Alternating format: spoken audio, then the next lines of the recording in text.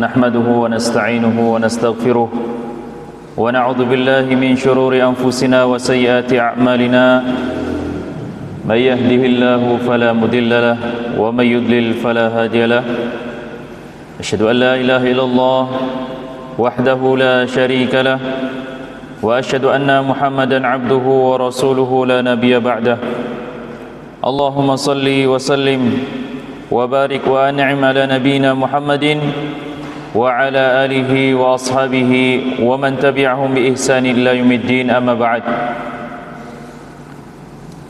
Jamaah kaum muslimin muslimat rahimani wa rahimakumullah. Suara pecah ya?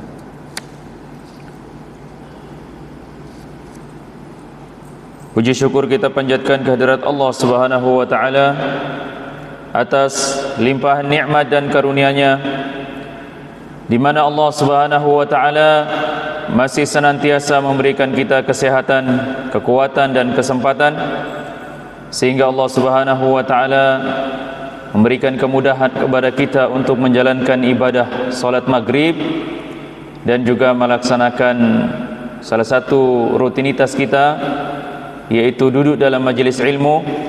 Semoga Allah Subhanahu wa taala meridhai dan memberikan taufik kepada kita semua.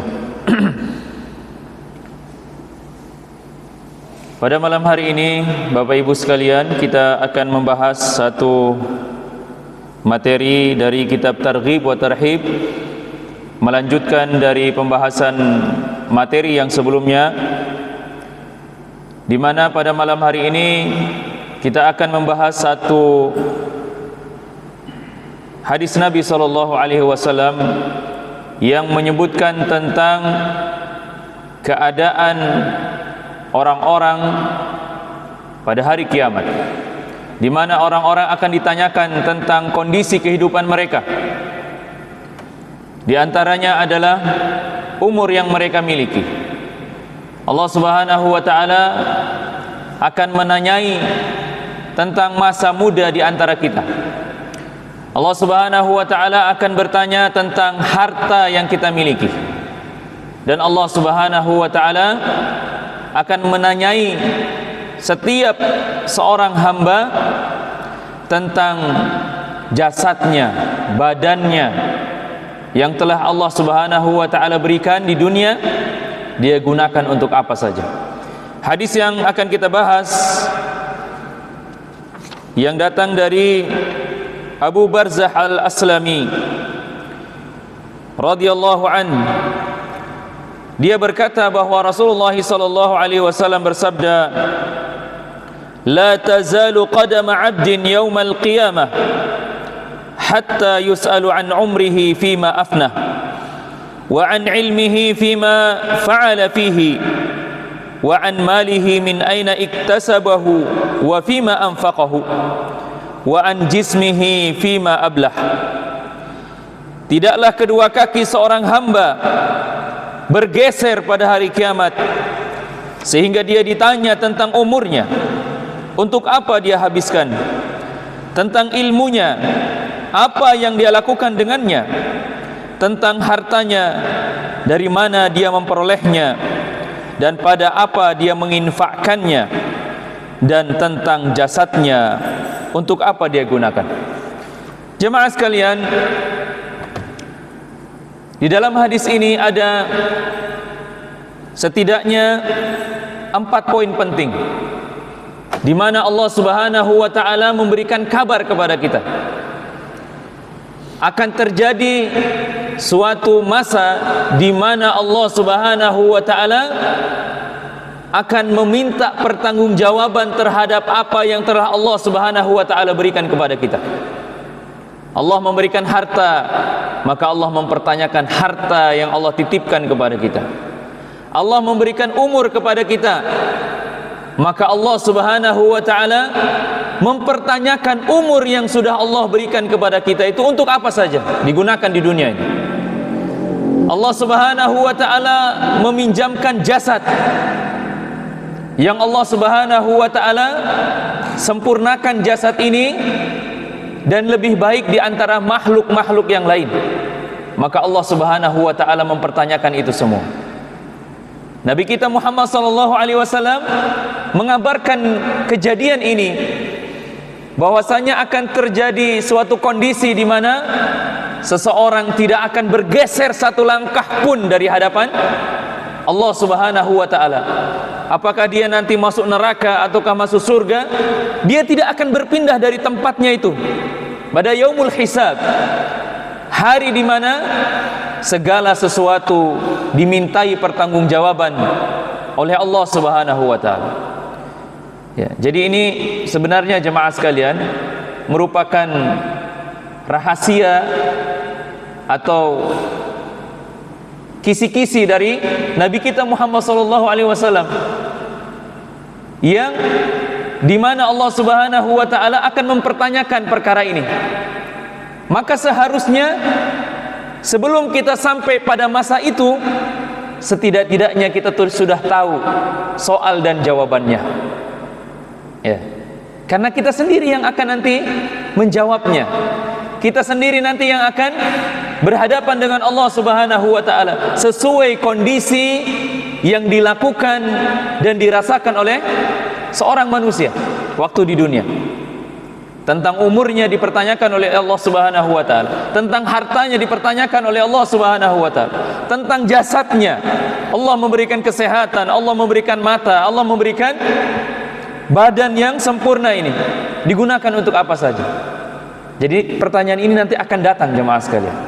Dan sekarang ini kita sudah diberitahu oleh Allah Subhanahu wa taala. Dan tentunya kita harus mempersiapkan daripada jawaban-jawabannya. Jemaah sekalian, Nabi kita Muhammad sallallahu alaihi wasallam mengabarkan bahwa seorang manusia tidak akan melewati tempat hisabnya kelak. Tidak akan lewat, tidak akan melangkah satu langkah pun. Ya. Tidak akan menuju surga dan juga tidak akan menuju neraka, kecuali akan ditanya dengan perkara ini. Yang pertama adalah tentang hidupnya. Ya, Rasul mengatakan an umrihi fima afnah, tentang umur dia. Allah Subhanahu wa taala memberikan kita umur. Ya. Di dalam Quran surat Az-Zumar Allah mengatakan, ya, wa minhum may yuraddu ila ardhil umur. Di antara manusia ada yang Allah Subhanahu wa taala berikan umur yang panjang. Ya, ada yang 40, 50, 70. Ya. Ada juga di antara manusia yang Allah Subhanahu wa taala berikan umur yang pendek. Masih anak-anak sudah meninggal, masih remaja sudah meninggal. Ya. Ada di antara orang-orang yang memiliki umur atau usia yang lama. Maka umur ini akan dipertanyakan oleh Allah Subhanahu wa taala. Untuk apa dia habiskan umurnya? Apakah untuk mendekatkan diri kepada Allah, untuk taat kepada Allah, untuk menjalankan perintah Allah, ataukah sebaliknya? Akan ditanya tentang umur kita jemaah sekalian. Dari mulai akil balik sampai kita meninggal dunia, kita akan mempertanggungjawabkan semua itu. Makanya jemaah sekalian, di antara buku catatan yang paling ditakuti oleh manusia adalah buku catatan amal.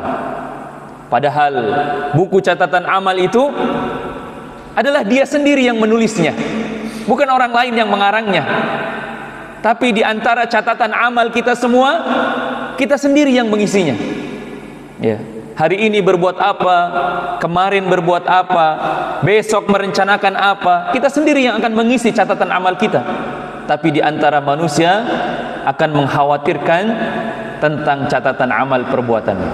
Karena kelak pada hari kiamat, catatan amal perbuatan orang itu akan ditampakkan kembali. Dari mulai sejak dia lahir sampai dia meninggal dunia, ditanya oleh Allah Subhanahu wa taala. Dan di antara kita tidak ada yang bisa berdusta jemaah sekalian. Hari ini ketika kita melakukan satu kesalahan, mungkin kita bisa berdamai dengan misalnya orang yang mengadili kita. Bisa berdamai. Mungkin ada di antara orang yang menyogok bahkan. Atau mungkin ada di antara orang bisa menghilangkan barang bukti, atau bahkan di antara manusia ada yang hari ini ya dapat bersekongkol dengan ya para penegak-penegak keadilan, penegak-penegak hukum misalnya, tapi kelak di hadapan Allah Subhanahu wa taala tidak ada yang bisa disogok, tidak ada yang bisa dikompromi-kompromikan, karena apa yang ada pada jasad kita ini akan bersaksi di hadapan Allah Subhanahu wa taala. Kalau mungkin lidah bisa berbohong, tapi yang lain tidak akan bisa berbohong. Kata Allah Subhanahu wa taala di dalam Quran surat Al-Fussilat, Allah Subhanahu wa taala menyebutkan bahwa kelak ketika Allah Subhanahu wa taala meminta persaksian, maka Allah mengizinkan tangan-tangan kita itu akan berbicara, kulit-kulit kita akan berbicara di hadapan Allah Subhanahu wa taala. Bahkan bumi yang kita injak akan menjadi saksi di hadapan Allah Subhanahu wa taala. Maka hendaklah di antara kita merasa takut ketika melakukan maksiat, takut ketika kita melakukan perbuatan dosa, jemaah sekalian, karena bumi ini akan bersaksi di hadapan Allah Subhanahu wa taala tentang perbuatan anak manusia. Kemudian yang kedua, jemaah sekalian, perkara yang kedua yang akan ditanyakan oleh Allah Subhanahu wa taala adalah tentang ilmunya, ilmu seseorang. Wa an ilmihi fima fa'al. Tentang ilmunya, apakah ia mempelajarinya karena Allah? Apakah ia mengamalkannya atau tidak? Apakah ia menyampaikan kepada orang yang berhak untuk disampaikan atau tidak? Kata Rasulullah sallallahu alaihi wasallam, talibul ilmi faridatun ala kulli muslim. Allah akan mempertanyakan itu, kewajiban seseorang dalam menuntut ilmu. Apakah dia bermasa bodoh dengan pemahaman agamanya? Apakah dia merasa sudah cukup dengan apa yang sudah dia miliki? Iya. Padahal Allah Subhanahu wa taala menurunkan di dalam Al-Qur'an 114 surah yang harus kita pelajari dan harus kita pahami. Iya. Apakah di antara itu ada setengahnya, atau mungkin sebahagiannya, seperempatnya, atau mungkin keseluruhannya? Allah akan tanyakan itu semua, jemaah sekalian. Ya. Umur kita digunakan untuk apa saja? Apakah di dalamnya ada ketaatan kepada Allah? Apakah di dalamnya ya hanya dipenuhi dengan syahwat dan hawa nafsu? Ya. Jangan sampai waktu kita habiskan hanya untuk berhura-hura, berpoya-poya, ya, berleha-leha, tidak memperhatikan dari agamanya, ya, tidak memperhatikan daripada solatnya, tidak memperbaharui daripada keimanannya kepada Allah Subhanahu wa taala. Bayangkan jemaah sekalian, barang benda yang kita miliki di rumah kita itu, ketika ingin kita pakai dalam jangka waktu yang lama, maka kita perlu merawatnya. Lalu bagaimana dengan keimanan kita yang ketika kita menganggap baik-baik saja, tidak pernah kita rawat, tidak pernah mendengarkan nasihat, ya. Bagaimana agama ini bisa sampai ke dalam dada-dada kita kalau tidak kita memperbaharui daripada iman kepada Allah Subhanahu wa taala. Ya. Kemudian jemaah sekalian, yang ketiga adalah tentang harta yang kita miliki. Setiap harta yang sampai kepada kita kemudian kita infakkan akan dipertanyakan oleh Allah Subhanahu wa taala. Dari mana kita dapat? Kemudian kemana kita belanjakan? Jadi harta yang kita miliki hari ini jemaah sekalian, rumah yang kita miliki, kendaraan yang kita miliki, ya, harta simpanan yang kita miliki, atau harta yang ya selama ini kita sembunyikan, Allah Subhanahu wa taala akan mempertanyakan dari mana datangnya harta itu. Apakah dengan cara memperoleh dengan cara yang halal ataukah dengan cara yang haram? Kemudian setelah itu Allah Subhanahu wa taala mempertanyakan kemana harta itu dibelanjakan. Mungkin bisa jadi ada di antara kita yang memperoleh harta dari jalan yang halal, dari berjual beli misalnya, apakah dari upah kerjanya misalnya. Tapi kemana dia belanjakan harta yang dia miliki itu? Ya, Allah Subhanahu wa taala akan mempertanyakan. Kemudian yang keempat, jemaah sekalian, tentang badan kita akan dipertanyakan oleh Allah Subhanahu wa taala. Kekuatan kita, kesehatan kita, masa muda kita, untuk apa kita manfaatkan. Maka jemaah sekalian, dari hadis yang ini, dari hadis yang pertama ini memberikan motivasi kepada kita untuk memanfaatkan hidup pada perkara-perkara yang mendatangkan keridhaan Allah Subhanahu wa taala. Jadikan harta kita dapat mendekatkan diri kepada Allah. Jadikan usia kita, umur kita ini ya digunakan untuk banyak-banyak mendekatkan diri kepada Allah Subhanahu wa taala. Jadikan harta yang kita miliki menjadi asbab kita mendapatkan keridhaan Allah Subhanahu wa taala. Dan jadikan kesehatan yang kita miliki, ya, badan yang kita miliki ini dijadikan badan yang penuh dengan berkah. Ya, dijadikan ya sesuatu yang ya menjadi sesuatu yang berkah. Ya, jemaah sekalian, nikmat yang Allah Subhanahu wa taala berikan kepada hambanya sangatlah banyak, jemaah sekalian. Ya. Ketika ada di antara orang misalnya diberikan kesehatan, maka kesehatan itu merupakan nikmat yang sangat besar. Karena dengan rasa sehat itu orang-orang bisa beribadah kepada Allah Subhanahu wa taala. Dengan badan yang sehat, orang bisa memakan makanan yang dia inginkan. Ya. Dengan badan yang sehat, dia bisa menjalin hubungan silaturahim. Dengan badan yang sehat, banyak perkara yang bisa dia lakukan.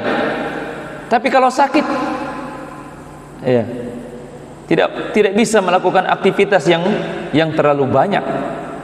Ya. Tapi ketika Allah Subhanahu wa taala memberikan kesehatan kepada seorang hamba, banyak hal yang dapat dikerjakan oleh seorang manusia.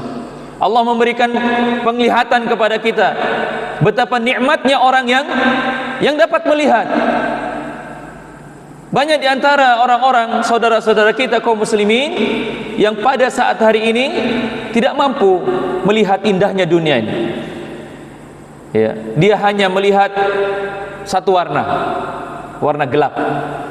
Ya, dia tidak bisa membedakan mana yang warna putih, mana yang warna hitam, mana yang warna merah, mana yang kuning. Ya, semuanya gelap. Maka betapa besarnya nikmat yang Allah Subhanahu wa taala yang ya lahir dari penglihatan. Belum lagi dari pendengaran. Ya, tidak bisa dihitung, jemaah sekalian. Betapa banyaknya nikmat Allah Subhanahu wa taala yang diberikan kepada kita, dan seluruh kenikmatan yang Allah Subhanahu wa taala berikan itu akan dimintai pertanggungjawaban. Akan ditanya oleh Allah Subhanahu wa taala, untuk apa saja? Ya, mata yang Allah berikan untuk apa? Telinga yang Allah berikan, ya, untuk apa dia gunakan? Maka jemaah sekalian, hendaklah segala sesuatu yang kita miliki menjadi penyebab datangnya keridhaan Allah Subhanahu wa taala. Banyak di antara manusia hidupnya berkah.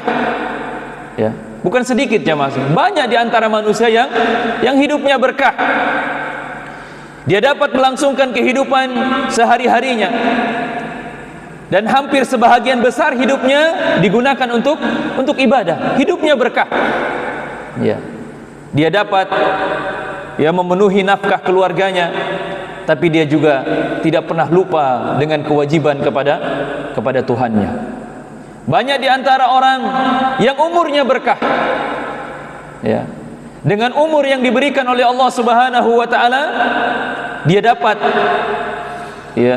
melaksanakan ketaatan kepada Allah Subhanahu wa taala, bisa menjalankan ibadah salat, dapat berbakti kepada kedua orang tua, dapat menjalin hubungan tali silaturahim.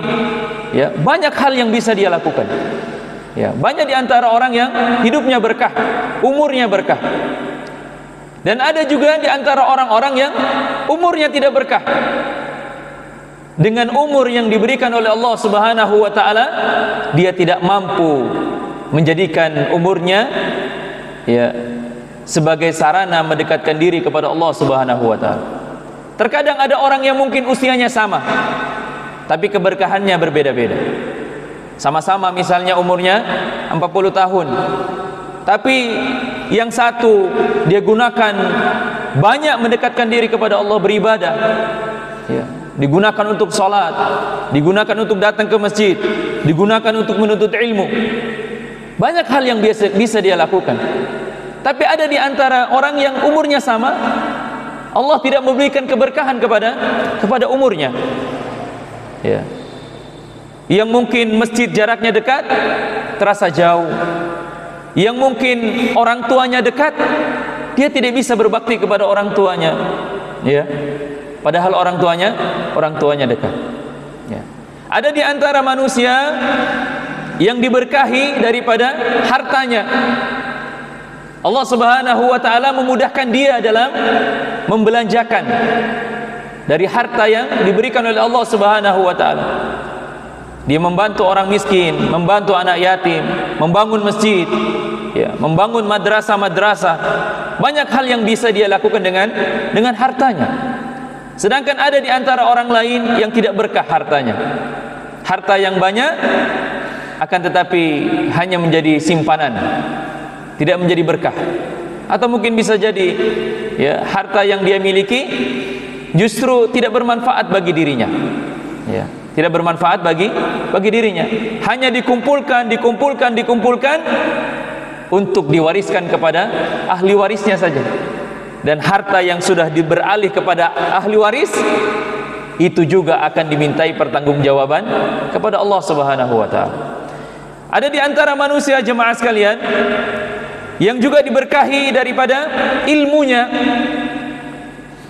Dia bisa diberikan taufik oleh Allah Subhanahu wa taala mengamalkan daripada ilmunya.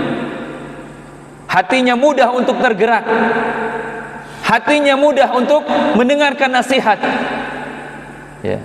Dari ilmu yang dia dapat, dia bisa amalkan. Berapa banyak orang-orang yang sudah mendengarkan khutbah, mendengarkan ceramah, mendengarkan kajian, tapi ilmunya tidak berkah ya. Tidak bisa dia amalkan, tidak bisa dia sebarkan, tidak bisa dia sampaikan kepada orang-orang yang ya seharusnya dia sampaikan. Jadi jemaah sekalian, hendaklah seseorang memanfaatkan daripada potensi daripada apa yang dia miliki, dari umurnya, dari hartanya ya, daripada ilmunya. Ibnu Abbas radhiyallahu anhu mengatakan bahwa Nabi SAW pernah bersabda, "Ightasimu khamsan qabla khamsin." Manfaatkanlah 5 perkara sebelum datang 5 perkara. Kata Rasulullah, "Syababaka qabla haramik." Waktu mudamu sebelum masa tuamu. Jadi jemaah sekalian, kalau masih muda, masih sehat, masih kuat, banyak-banyak beribadah ya. Karena apa? Ketika usianya sudah tua, semua sudah mulai melemah ya, tidak seperti dulu lagi. Maka kata Rasulullah, orang-orang yang masih berada di usia muda, hendaklah manfaatkan usiamu itu menjadi usia yang produktif ya, menjadi usia yang produktif. Wasihataka qabla saqamik. Waktu sehatmu sebelum datang waktu sakitmu. Wa ghinaaka qabla faqrik. Waktu kayamu sebelum datang waktu fakirmu. Wa firaghaka qabla syughlik. Waktu luangmu sebelum datang waktu sempitmu. Wa hayatika qabla mautik. Dan gunakanlah waktu hidupmu sebelum datang ajal menjemput kamu. Hadis riwayat Al-Hakim dalam Al-Mustadrak. Jemaah sekalian, ya, banyak di antara nasihat-nasihat para salaf yang menyebutkan tentang bagaimana mereka memanfaatkan usianya. Bagaimana mereka memanfaatkan daripada hidupnya. Banyak di antara para sahabat Nabi yang usia masuk Islamnya hanya sebentar. Mungkin hanya 7 tahun, 4 tahun. Tapi dia di antara orang-orang yang banyak mendekatkan diri kepada Allah Subhanahu wa taala, sehingga hidupnya menjadi berkah. Makanya disebutkan oleh para ulama, orang yang paling berkah hidupnya adalah Nabi kita Muhammad sallallahu alaihi wasallam. Karena setiap hidupnya itu, setiap harinya itu, setiap waktunya itu dipenuhi dengan keberkahan, dipenuhi dengan ibadah kepada Allah Subhanahu wa taala. Begitu juga para sahabat Nabi sallallahu alaihi wasallam, hidupnya penuh dengan keberkahan. Ya. Dihiasi dengan akhlak yang mulia. Makanya ada seorang yang mengatakan, ya, Ghanim bin Qais berkata, di awal-awal masuk Islam, kata beliau, kunna natawa'adhu fi awalil Islam ibni Adam. Di awal-awal Islam kami juga saling menasihati, kata beliau. I'mal fi firaghika qabla syughlik. Wahai manusia, wahai anak Adam, beramalah di waktu senggangmu sebelum datang waktu sibukmu. Wa fi syababaka likabarik. Waktu mudamu sebelum datang waktu tuamu. Wa fi sihhatika limaradik. Waktu sehatmu sebelum datang waktu sakitmu. Wa fi dunyaka li akhiratik. Dan beramalah di dunia untuk akhiratmu. Wa fi hayatika limautik. Dan hendaklah beramal ketika hidup sebelum datang waktu mati, jemaah sekalian. Jadi hal ini selaras dengan tujuan orang diciptakan di dunia ini, yaitu beribadah, mencari keberkahan, mencari ridha Allah Subhanahu wa taala. Maka apa kata Allah Subhanahu wa taala dalam Quran surat Az-Zariyat? Allah mengatakan, "Wa ma khalaqtul jinna wal insa illa liya'budun." Tidaklah aku menciptakan jin dan manusia melainkan untuk beribadah, ya, untuk mendekatkan diri kepada Allah, ya, untuk taat kepada Allah. Itu tujuan kita, jemaah sekalian, ya, bukan yang lain. Tujuan kita hadir di muka bumi ini adalah untuk beribadah kepada Allah Subhanahu wa taala. Bukan hanya sekadar kita mencari uang, bukan hanya sekadar kita memenuhi nafkah untuk keluarga kita. Diri kita juga punya hak yang nanti akan ditanya oleh Allah Subhanahu wa taala. Apakah kita harus sibuk terus mengurus dan memberikan kewajiban kepada manusia, tapi kita lupa kewajiban kita kepada Allah Subhanahu wa taala? Kewajiban beribadah, kewajiban menuntut ilmu, kewajiban memperbaiki daripada keimanan kita kepada Allah Subhanahu wa taala. Allah mengatakan dalam Quran surat Al-Mu'minun, Allah mengatakan, "Apa hasibtum annama khalaqnakum abatha wa annakum ilaina la turja'un?" Maka apakah kamu mengira, kata Allah, bahwa sesungguhnya kami menciptakan kamu secara main-main, tidak ada tujuan, kata Allah. Apakah kamu mengira bahwa kamu diciptakan ke muka bumi ini untuk main-main, kata Allah. Wa annakum ilaina la turja'un. Kemudian bahwa kamu tidak akan dikembalikan kepada kami. Ini pertanyaan dari Allah Subhanahu wa taala yang tidak perlu kita jawab, karena kita sudah tahu jawabannya, yaitu kita semua akan kembali kepada Allah Subhanahu wa taala. Tidak ada di antara orang yang hidup di muka bumi ini melainkan akan kembali kepada Allah Subhanahu wa taala. Ya, tidak ada, jemaah sekalian. Ya. Semua yang hidup pasti akan kembali kepada Allah Subhanahu wa taala. Tinggal bagaimana kita menghadap kepada Allah Subhanahu wa taala. Apakah dalam keadaan husnul khatimah, mati dalam keadaan baik, mati dalam keadaan iman, mati dalam keadaan beribadah kepada Allah Subhanahu wa taala, atau sebaliknya, mati dalam keadaan su'ul khatimah, kematian yang buruk, ya, kematian yang tidak di atas iman, ya, tidak di atas akidah jalan yang benar. Ini yang kita takutkan, jemaah sekalian. Kita tahu bahwa kita ini akan mati, tapi kita tidak mempersiapkan pertemuan kita dengan Allah Subhanahu wa taala. Ini adalah perkara yang sangat lucu. Ya, yang sangat lucu jemaah sekalian. Hidup ini memang serius. Karena tujuan kita diciptakan di muka bumi ini bukan untuk main-main. Ya, bukan untuk main-main jemaah sekalian. Ya, Ibnu Qayyim Al-Jauzi mengatakan, apakah kalian diciptakan tanpa ada maksud dan hikmah? Tidak untuk beribadah kepada Allah dan tanpa ada balasan dari Allah. Jadi jemaah sekalian, beribadah kepada Allah adalah tujuan diciptakannya jin dan manusia. Itu. Beribadah kepada Allah adalah tujuan ya diciptakan jin dan manusia. Maka kita harus tahu tujuan hidup kita jemaah sekalian. Ya. Dan kita harus sering mengulang-ulangnya, mengingat-ingatnya agar kita tidak lupa. Kadang-kadang ya jemaah sekalian, kalau anak-anak itu, ya anak kita, ya bukan anak orang lain, anak kita, kalau kita belikan dia mainan, biasanya dia suka lupa waktu. Ya, apalagi mainan yang dia sukai, dia senangi. Kadang-kadang dia lupa makan, kadang-kadang dia lupa sholat, ya kadang-kadang dia lupa mandi. Itulah perumpamaan seperti manusia yang lupa daripada tujuan hidupnya. Allah berikan dia pasangan, Allah berikan dia kendaraan, Allah berikan dia harta. Itu hanya hiburan saja jemaah sekalian. Tujuan kita untuk beribadah kepada Allah Subhanahu wa taala. Maka jangan sampai anak, harta yang kita miliki itu melalaikan kita dari mengingat Allah Subhanahu wa taala. Jangan sampai jemaah sekalian. Karena tujuan kita adalah beribadah kepada Allah Subhanahu wa taala. Allah Subhanahu wa taala berfirman di dalam Al-Qur'an surat Al-Qiyamah, "Ayahsabul insanu ayyutraka suda?" Apakah manusia mengira bahwa ia akan dibiarkan begitu saja tanpa ada pertanggungjawaban? Ya, Allah akan memintai pertanggungjawaban jemaah sekalian.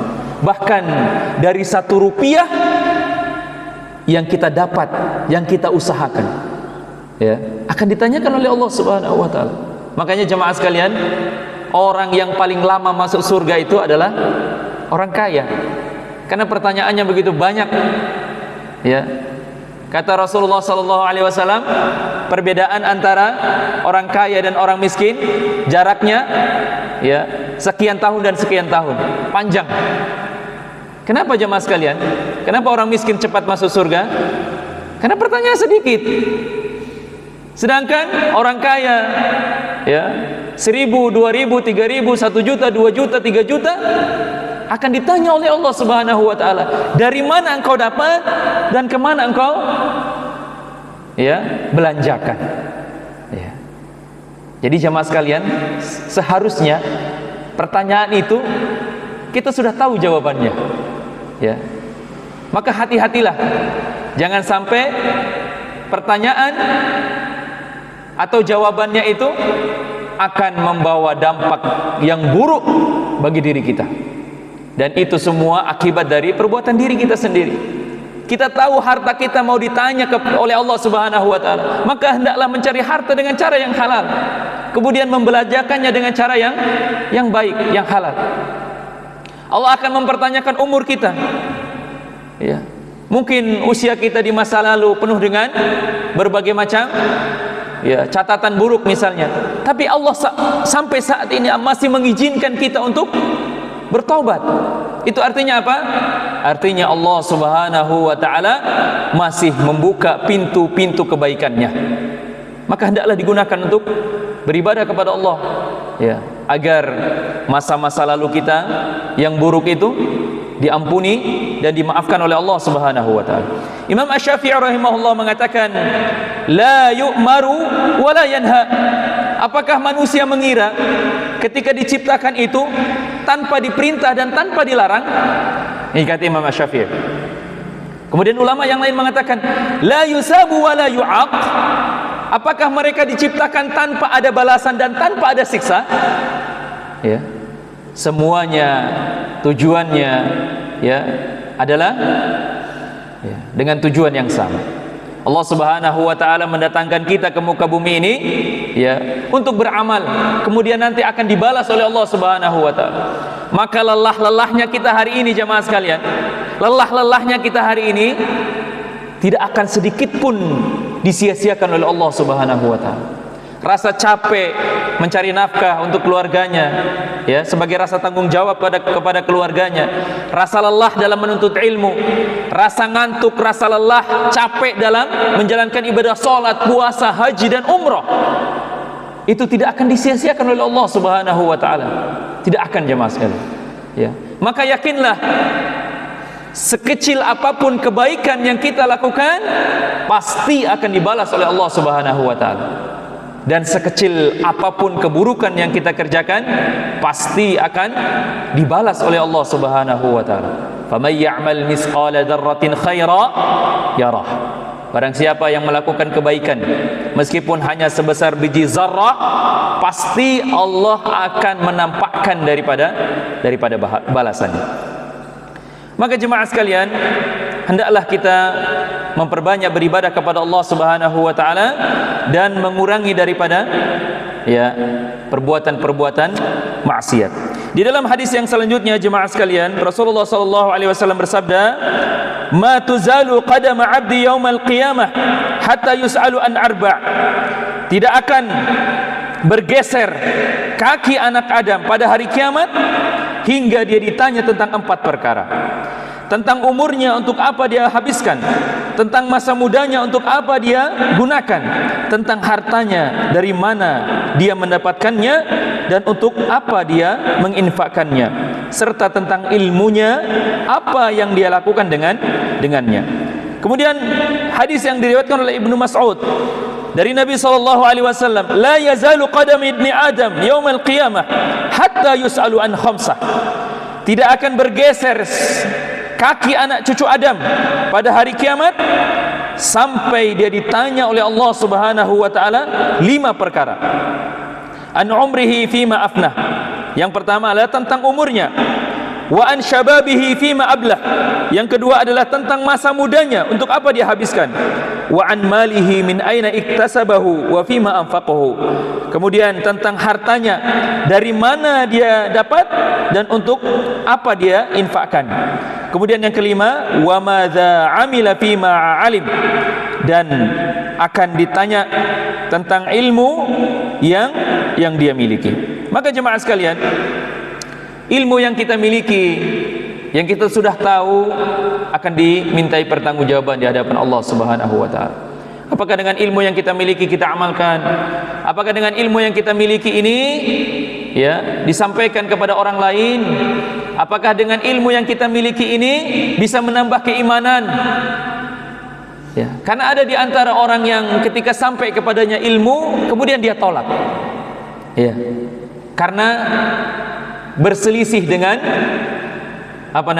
pemahaman nenek moyangnya dia misalnya. Ya. Dan ini merupakan sesuatu yang akan dimintai pertanggungjawaban kepada Allah Subhanahu wa taala. Rasulullah sallallahu alaihi wasallam di dalam hadis yang lain, ya, dari Luqman yakni bin Amir, dia berkata, Abu Darda berkata, "Innama ahsya min rabbi yaumal qiyamah ay yad'uni ala ru'usil khalaiq fayaqulu li ya Umair fa aqulu labbaika rabbi fayaqulu ma 'alimta fi ma 'alimt." Ya, aku hanya takut kepada Rabbku pada hari kiamat jika dia memanggilku di depan mata seluruh makhluk, lalu memanggilku, "Wahai Umair." Kemudian aku menjawab, "Aku penuhi panggilanmu ya Rabb." Lalu dia berfirman, "Apa yang kamu lakukan dengan apa yang kamu ketahui?" Jadi jamaah sekalian, ilmu yang kita miliki ini hendaklah, ya, yang sudah kita ketahui ini hendaklah diamalkan. Ya, agar menimbulkan rasa takut kepada Allah Subhanahu wa taala, agar menimbulkan rasa cinta kepada Allah Subhanahu wa taala, agar menimbulkan rasa takut kepada Allah ketika kita berbuat sesuatu, ketika kita melakukan perkara-perkara di dunia ini, hendaklah takut kepada Allah Subhanahu wa taala. Umur yang kita miliki tidak akan ditambah oleh Allah Subhanahu wa taala. Ya. Kalau sekiranya Allah Subhanahu wa taala mencabut nyawa kita besok, maka tidak ada yang bisa kita banggakan di hadapan Allah Subhanahu wa taala. Ya. Apakah salat kita, puasa kita dan lain sebagainya. Ya. Hingga jemaah sekalian, gunakanlah setiap waktu yang kita miliki. Jangan sampai kita gunakan dengan mubazir. Allah Subhanahu wa taala memberikan kepada kita usia. Allah Subhanahu wa taala memberikan kita badan yang sehat. Allah Subhanahu wa taala memberikan kepada kita harta. Maka gunakan itu semua untuk mendekatkan diri kepada Allah Subhanahu wa taala. Jemaah sekalian, kita cukupkan sampai di sini. Semoga Allah Subhanahu wa taala menjadikan kita termasuk orang-orang yang selamat di dunia dan di akhirat, dan dimudahkan di dalam menempuh perjalanan yang fana ini, sehingga Allah Subhanahu wa taala berjumpa dengan kita dalam keadaan kita siap mempertanggungjawabkan dari setiap amal perbuatan kita di dunia. Kita cukupkan dengan membaca doa kafaratul majlis. Subhanakallahumma wa bihamdik, asyhadu an la ilaha illa anta, astaghfiruka wa atubu ilaik. Wa akhiru da'wana anil hamdulillahi rabbil alamin. Assalamu alaikum warahmatullahi wabarakatuh.